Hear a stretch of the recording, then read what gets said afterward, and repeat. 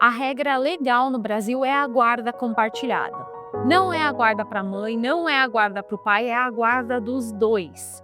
Mas a própria lei prevê algumas exceções, como quando um dos genitores não quer a guarda ou quando há elementos durante o processo que indiquem um risco de violência doméstica ou familiar. No artigo 1584, parágrafo 2º do Código Civil, a regra é clara. Quando há acordo entre o pai e a mãe e os dois estão aptos a exercer o poder familiar, o juiz aplica a guarda compartilhada. Mas mesmo que vocês não concordem, mesmo que vocês não queiram efetivamente aquela guarda, isso não vai valer se um dos genitores disser ao juiz que não quer a guarda e se houver elementos que indiquem justamente um risco de violência doméstica ou familiar. Porque a guarda compartilhada é o ponto de partida, gente. Não é o prêmio para quem se comporta melhor com o outro. Mas se a guarda compartilhada é a regra, o que faz o juiz definir com quem o filho vai morar no dia a dia? O juiz analisa, no caso concreto, que melhor atende aos interesses do filho e quem efetivamente sustenta a rotina de cuidados da criança. A guarda compartilhada ela não exige uma divisão matemática do tempo. Ela não significa necessariamente que o filho vai ficar 15 dias na casa do pai e 15 dias na casa da mãe.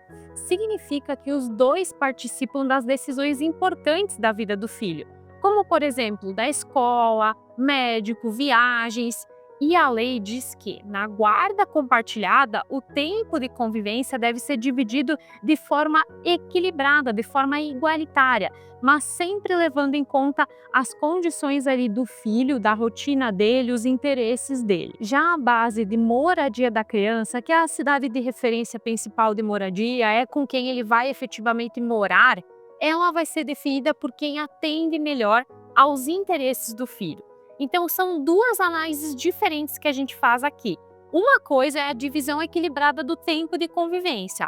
Outra coisa é a definição da base de moradia. Na prática, o juiz pode analisar questões como quem leva na escola, quem vai na reunião de pais, quem acompanha na consulta médica, quem mantém efetivamente a rotina desse filho funcionando. O foco não é quem faz o discurso mais bonito no processo. O foco é a vida real da criança, gente.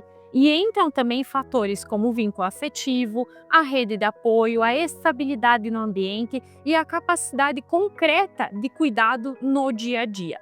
Tudo isso pode pesar e vai pesar na definição da base de moradia. E como o juiz descobre esses detalhes se ele nunca foi até a casa dos pais das crianças? Em muitos casos, o judiciário vai contar com uma equipe técnica para avaliar a rotina da criança antes da decisão sobre a moradia de referência.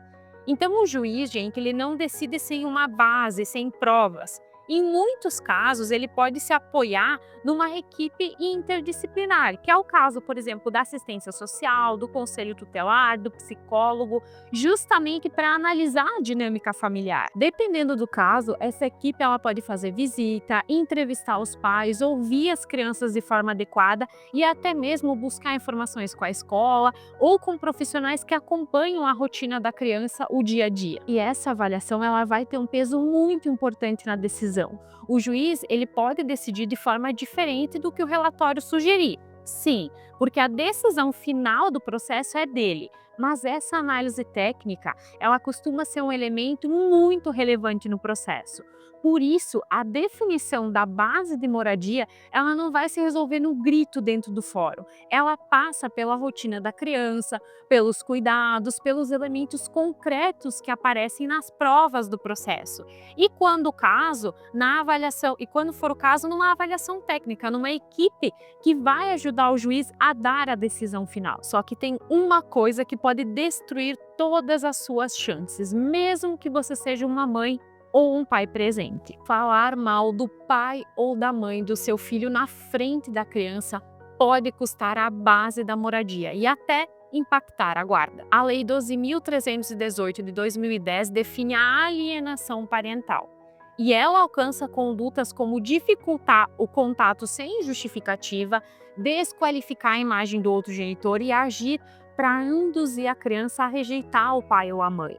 Dependendo do caso concreto, tudo isso pode ser enquadrado como um ato de alienação parental. E a consequência é séria, gente. O artigo 6º dessa lei permite que o juiz aplique medidas que vão desde a advertência até a alteração ou inversão da guarda da criança conforme a gravidade do caso. Não importa se você é um pai ou uma mãe presente, se o juiz identificar a prática de alienação parental, isso pode sim impactar diretamente a guarda do seu filho e a convivência.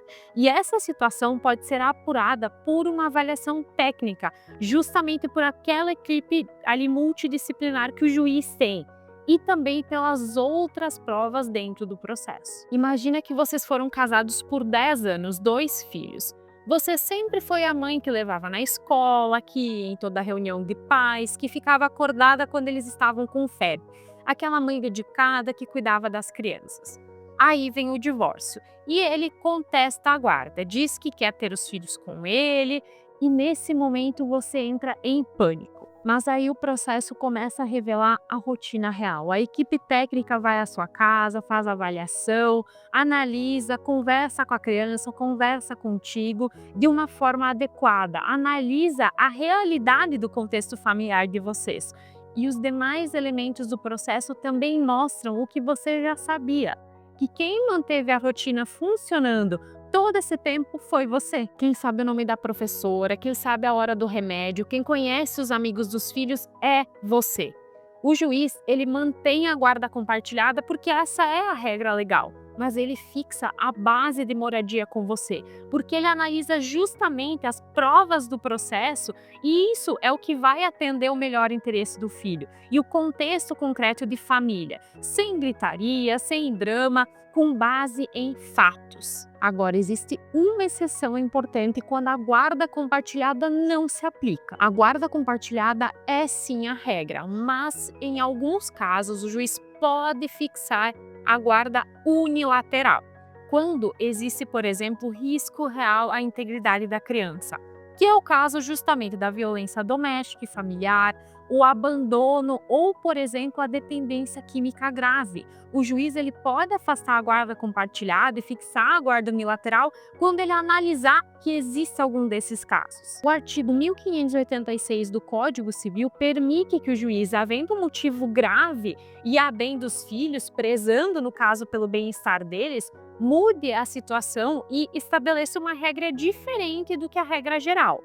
E hoje, a própria lei também afasta a guarda compartilhada quando existem elementos que evidenciam a probabilidade do risco da violência doméstica e familiar. E se houver a violência doméstica, a Lei Maria da Penha permite inclusive a restrição ou a suspensão de visita aos dependentes menores, aos filhos, o que impacta diretamente na decisão sobre a guarda e sobre a convivência dos filhos. Então, gente, a guarda não é sobre quem grita mais ou quem tem o melhor advogado, o melhor argumento.